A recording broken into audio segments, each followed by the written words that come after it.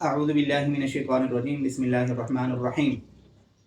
وقالوا لولا نزل هذا القرآن على رجل من القريتين عظيم صدق الله العظيم۔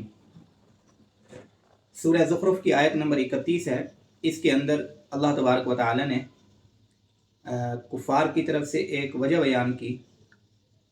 قرآن پاک کی اس آیت کے اندر کہ مشرکین مکہ رسول اللہ صلی اللہ علیہ وسلم کی تکذیب اور قرآن پاک کا جو انکار کر رہے تھے، اس کی جو مختلف وجوہات وہ بیان کرتے تھے، ان میں ایک وجہ یہ بیان کرتے تھے، وہ کہتے تھے کہ ہم اس لیے قرآن کو نہیں مانتے کہ یہ قرآن ان دو بستیوں میں سے یعنی مکہ اور طائف میں سے کسی بڑی شخصیت کے اوپر کیوں نازل نہیں ہوا۔ بڑی شخصیت سے مراد یعنی دنیاوی اعتبار سے، مادی اعتبار سے کسی بڑی شخصیت پہ نازل ہو جاتا کہ جس کے پاس سیادت ہوتی، سرداری ہوتی، جس کے پاس جائیداد ہوتی، مال و دولت، باغات ہوتے، اور وہ قبیلے کا سردار ہوتا، وہ آ کر اگر نبوت کا دعویٰ کرتا اور یہ کہتا کہ یہ قرآن میرے اوپر نازل ہوا ہے، یہ اللہ کا کلام ہے، تو ہم مان لیتے۔ اب یہ اس کے برعکس یہ قرآن ایک ایسے شخص پر نازل ہوا یعنی جو دعویٰ کر رہا ہے نزول کا، وہ یتیمی کی حالت میں پیدا ہوا ہے، اس کے پاس کوئی سرداری بھی نہیں ہے، وہ کسی قبیلے کا سردار بھی نہیں ہے، اس کے پاس کوئی باغات بھی نہیں ہے، مال و دولت بھی نہیں، تو ہم اس شخص کی بات کو ماننے کے لیے تیار نہیں ہیں، اس لیے کہ دنیاوی سٹیٹس اس کے پاس نہیں ہے۔ وہ لوگ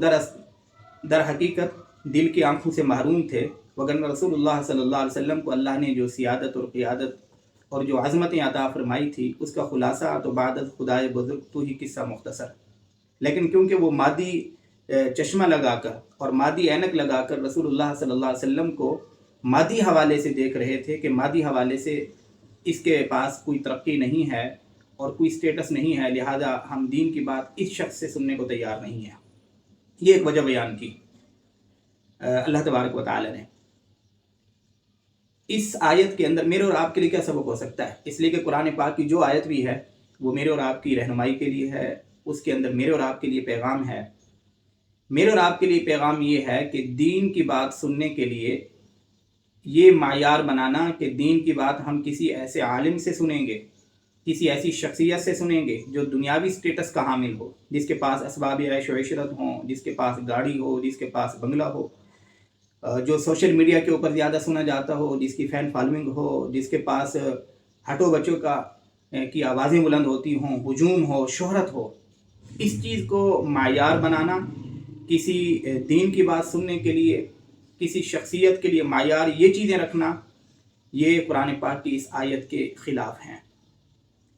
ہم دین کس سے سیکھیں، کس عالم دین کو سنیں، اس کے لیے معیار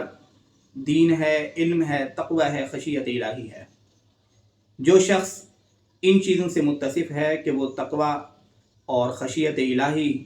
اور پھر جتنی بھی صفات ہیں اور خاص طور پر علم دین کے حوالے سے اس کو رسوخ ہے، اس کی گفتگو سن کر ہمیں اللہ کی معرفت نصیب ہوتی ہے، دین کے بارے میں فکر مندی نصیب ہوتی ہے، رسول اللہ صلی اللہ علیہ وسلم کی ذات اقدس کے ساتھ محبت پیدا ہوتی ہے، دین کے ساتھ محبت پیدا ہوتی ہے، دین پر چلنے کا داعیہ ہمارے دلوں کے اندر پیدا ہوتا ہے۔ ایسے عالم دین کو سننے کے لیے انتخاب کرنا چاہیے۔ پھر اگر ان چیزوں کے ساتھ اللہ نے اس کو شہرت بھی دے دی ہے، اللہ نے اسے مال و دولت بھی دے دیے ہیں، تو کوئی یہ ممنوع چیزیں نہیں ہیں۔ لیکن آج ہمارے ہاں عام طور پر دیکھا یہ جاتا ہے، مشاہدہ یہ ہے کہ ہمارے ہاں غیر شعوری طور پر ایک مزاج یہ پنپ رہا ہے، ہمارے ہاں مزاج کہ آج ہم دین کی بات سننے کے لیے بھی کسی ایسے عالم دین کو ڈھونڈتے ہیں کہ جو برانڈ بن چکا ہو، جو شہرتوں کے عروج پر ہو۔ میرا خیال میں دین سیکھنے کے لیے اصل چیز جو معیار بنانی چاہیے وہ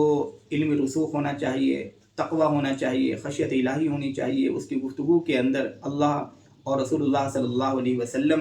کی محبت کا سبق ہونا چاہیے، دین کے ساتھ محبت کا سبق ہونا چاہیے۔ جہاں آپ کو یہ چیزیں ملتی ہیں، چاہے وہ آپ کو اپنی مسجد کے امام کے اندر ملتی ہیں، تو آپ اس کے سامنے بیٹھیں، دو زانو ہو کر دین سیکھیے۔ انشاءاللہ العزیز اللہ تبارک و تعالی آپ کی اس تگ و دو کو اور جد و جہد کو رائیگاں نہیں جانے دیں گے۔ السلام علیکم۔